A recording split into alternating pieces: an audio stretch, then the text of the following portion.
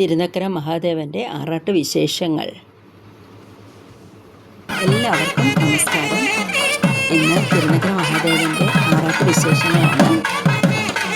ഭാരപ്പുഴ അമ്പലക്കടവ് ഭഗവതി ക്ഷേത്രത്തിൻ്റെ ക്ഷേത്രക്കുളത്തിലാണ് ഭഗവാന്റെ ആറാട്ട്. തിരുനക്കര മഹാദേവൻ തൻ്റെ മകളായ അമ്പലക്കടവ് ഭഗവതിയെ കാണാനെത്തുന്നു എന്നതാണ് സങ്കല്പം.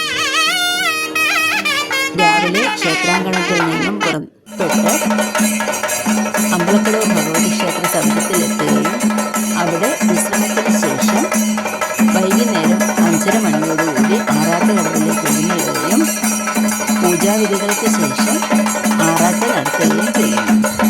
പിന്നീട് എടുത്തിടയ്ക്ക് പൂജയും നൈവേദ്യവും കഴിഞ്ഞതിന് ശേഷം അമ്പലക്കടവ് ഭഗവതി നടയിലെ പ്രത്യേകം തയ്യാറാക്കിയ മണ്ഡപത്തിൽ ഭഗവാനെ എഴുന്നള്ളിച്ചിരുത്താറുണ്ട്. അതിനുശേഷമാണ് നാട്ടിലെ പ്രശസ്തമായ ആറാട്ട് എഴുന്നള്ളിപ്പ് നടക്കുന്നത്. എല്ലായിടങ്ങളിലും സ്വീകരണങ്ങൾ ഒരുക്കി ഭക്തജനങ്ങൾ ഭഗവാനെ വരവേൽക്കുന്നു.